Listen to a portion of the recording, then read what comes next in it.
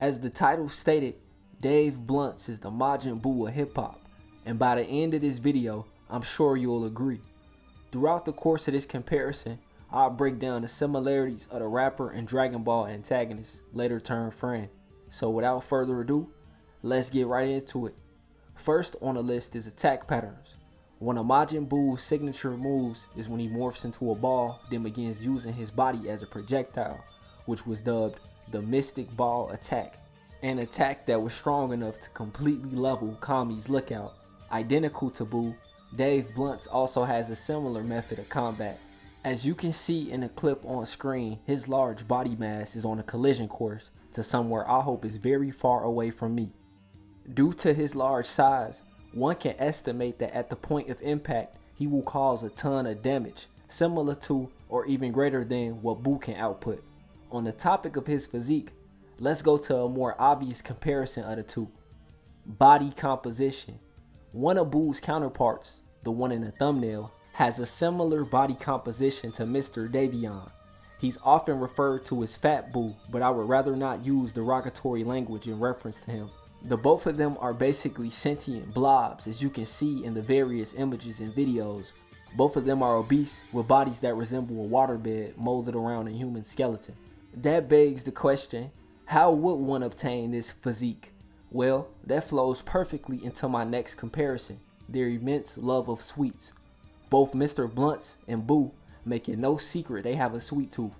Buu has literally planted his mouth in front of a conveyor belt of cakes, consuming them one after another, showing no signs of getting full. Dave Blunt's, likewise, can be seen eating cake while in the hospital. I'm assuming he's there because of weight reasons, but his love of sweets overtakes his love of health.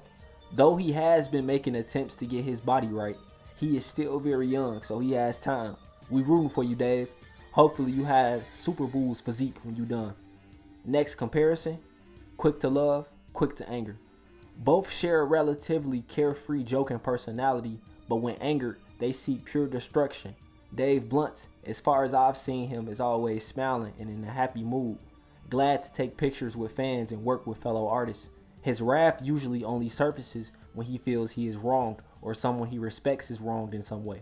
For example, when Snoop Dogg made fun of his weight unprovoked, Davion snapped at him on stage at one of his performances. Hey Chicago, do y'all have a problem with me sitting down on this stage? Exactly.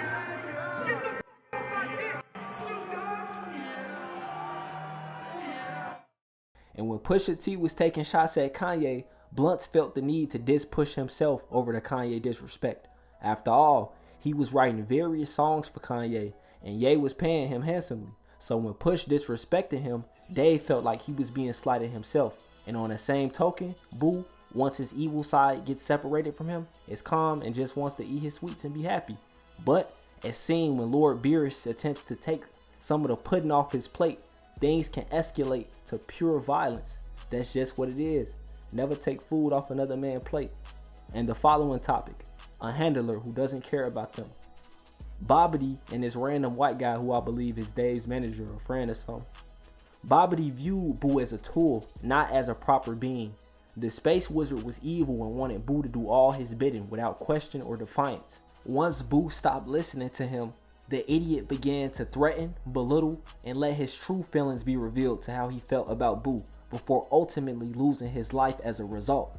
I'm not too sure about the background of Mr. Blunt's manager, Jesse Jones, but I did see a video of him giving him cake while Blessing was likely in the hospital over his weight issues.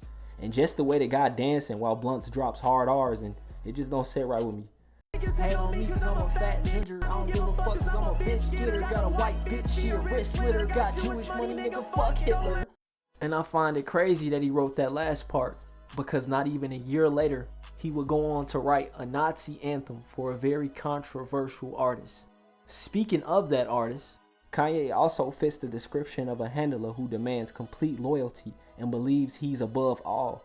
He uses Blunt's talents to have him write songs spewing racist rhetoric to further his own agenda, as he's done with dozens of artists in the past. But it could be argued that the songs Cousins and the Nazi anthem are something Dave did willingly without the hopes of moving further in the music industry and pleasing Kanye, but I doubt it.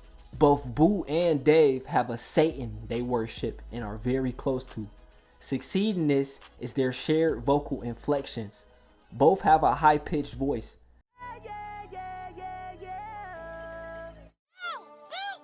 What? Wedding is all for me! Outside of Blessing's appearance, the main thing you notice about him is his vocals. I know people personally who've heard Davion's music before they seen what he looked like and said verbatim, he doesn't look like how he sounds. Boo's voice, the main one we see throughout the Dragon Ball universe, is one of his most defining features.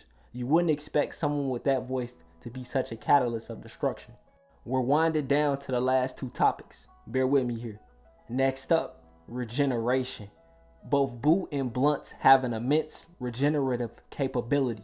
Boo throughout his entire saga is blown to smithereens multiple times, losing limbs, being used as a speed bag and hit with various attacks that would evaporate a regular person, but he keeps coming back. In parallel, Mr. Blessing also has shown feats of regeneration. Though they aren't of the same stature, of course, they are still impressive nonetheless.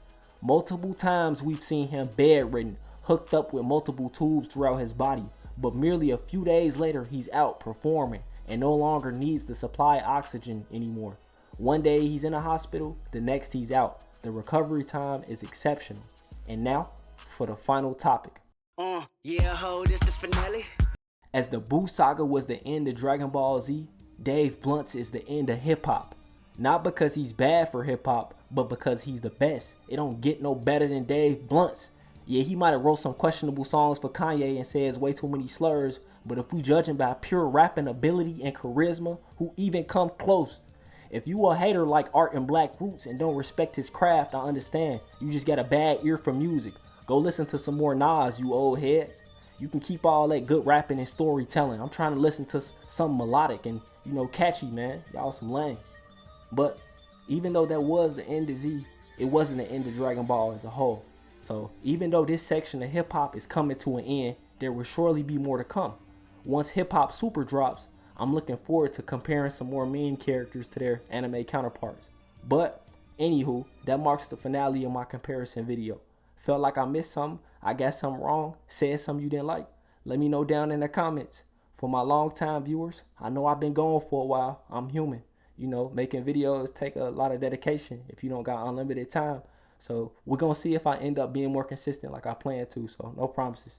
Anyways, Lord, I'm out of here. This one's for my hustlers.